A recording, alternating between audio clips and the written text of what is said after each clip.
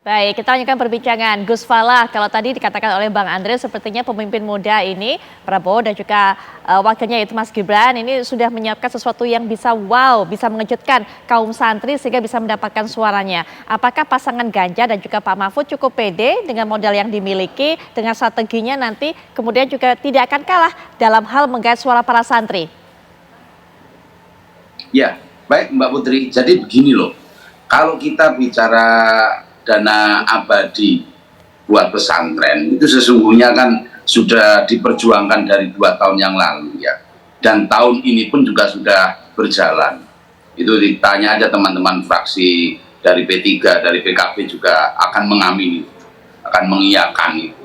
Jadi artinya dalam konteks ini, kalau kita ini sebagai seorang santri yang hanya diiming-iming, yang hanya akan diberikan janji manis, itu saya pikir ya sah-sah aja dalam konteks untuk meraih suara. Tapi santri itu berbeda loh.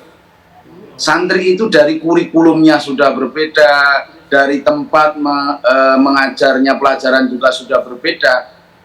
Tidak goyah dengan iming-iming. Santri itu senantiasa apa yang ada diterima dengan ikhlas, apa yang dipunya disyukuri dengan baik. Jadi tidak gentar dengan iming-iming.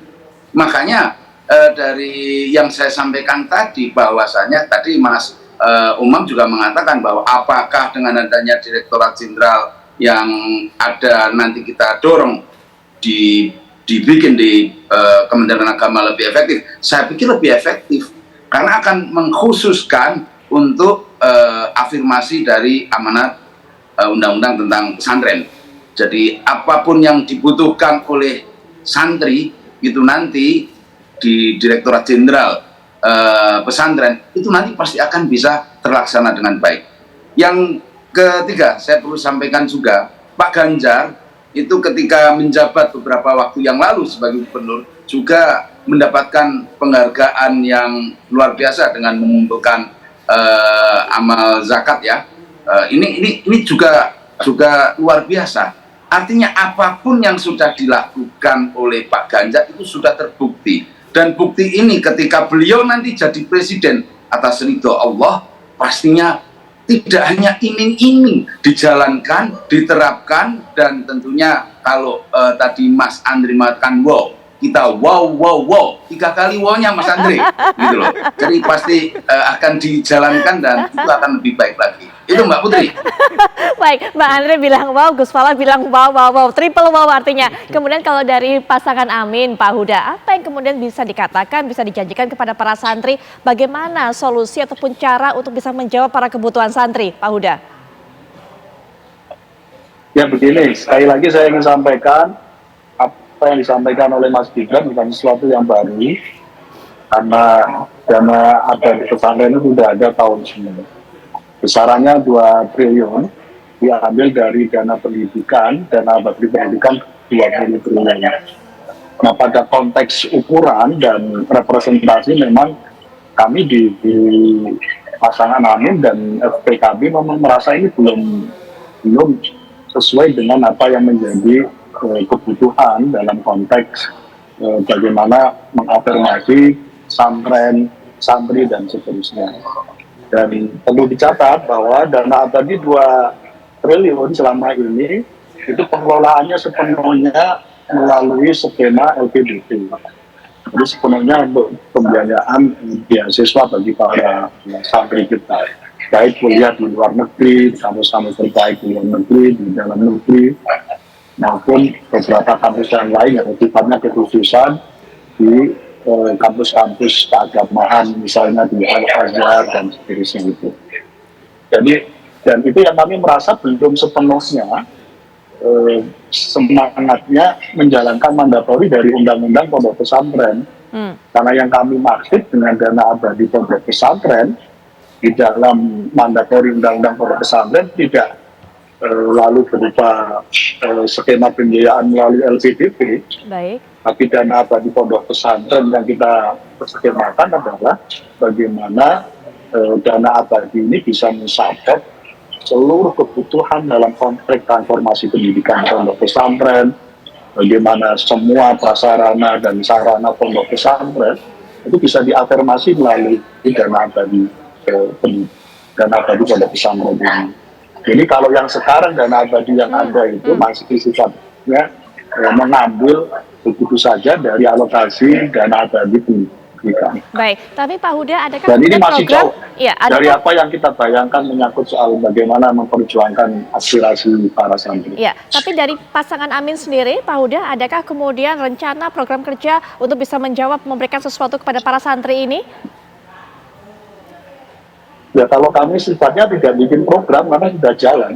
Ketika PKB didirikan 25 tahun yang lalu, kami sudah bekerja bareng dengan para santri, alumni pondok pesantren sendiri, para kiai, para masyayikh.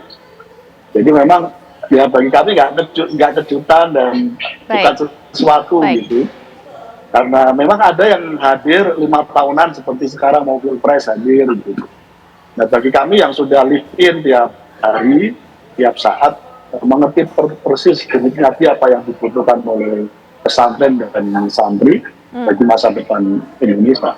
Ini bukan semangatnya ini ya, bukan semangatnya kita berlaku diskriminatif, mengkhususkan lalu mengafirmasi khusus santri Allah yang lainnya nggak dianggap. Saya kira bukan pada konteks itu. Baik. Tapi kami menempatkan santri dan pondok pesantren adalah bagian dari untuk Indonesia maju.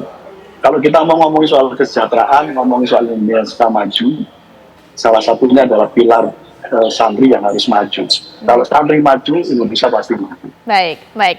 Mas Umam, kalau catatan dari Gus Falah, santri ini nggak gampang diiming-imingi, apalagi termasuk janji-janji seperti tadi. Sehingga kemudian bagi para santri, pemilih dengan karakter seperti ini, apa yang lebih dominan, apa yang lebih menjadi preferensi perhitungan mereka, pertimbangan mereka? Faktor dana ataupun apapun itu yang menggoda mereka, atau sebenarnya faktor mengenai soal historis dan sebagainya? Kalau misal terkait dengan konteks pendekatan politik kepada dunia pesantren, barangkali bisa diletakkan dalam 2 hal, Mbak. Kalau pertama terkait dengan konteks bantuan dana dan sebagainya, termasuk tawaran dari Gibran, dana abadi pesantren, mungkin itu pada level pengelola, pengasuh, termasuk kiai, barangkali akan merasa terbantu di situ. Tetapi bagaimanapun juga masyarakat santri, terutama kelompok Nahdliyin per hari ini, memang tetap memiliki kaitan yang kuat dengan para kiai. Tetapi dalam konteks sami'na wa ata'na, dalam konteks pilihan politik, rasanya ada semacam tren peningkatan literasi politik di kalangan santri itu sendiri. Artinya ya mereka akan dikendalikan oleh informational input yang masuk di kalangan santri itu sendiri. Nah, kalau misal kemudian mau berinovasi lebih lanjut, bukan hanya berhenti pada konteks dana santri atau dana pesantren tadi itu, tetapi bagaimana kemudian meyakinkan komunitas santrinya, para santrinya sendiri untuk terkait dengan konteks serapan kerja pasca di dunia pesantren. Jadi bagaimanapun juga santri itu, Mbak, kalau di pesantren itu yang dia pelajari umumnya adalah Islamic Studies. Jadi nahwu, shorob, kemudian fikih, tafsir, ulumul Quran, ulumul hadis.